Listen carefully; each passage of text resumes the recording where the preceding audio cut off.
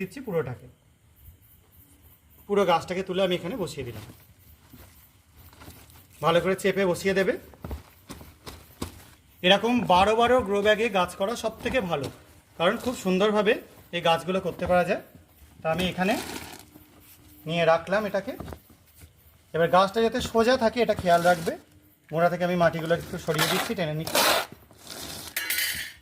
এবার গাছটাকে আগে ভালো করে সেট করে নাও। দেখো আমি সেরকমই নিয়ে নিচ্ছি। এবার আমি আগে একটু বড় টাইপের যে ডালাগুলো রয়েছে সেগুলোকে নিচের দিক করে দিয়ে দিচ্ছি।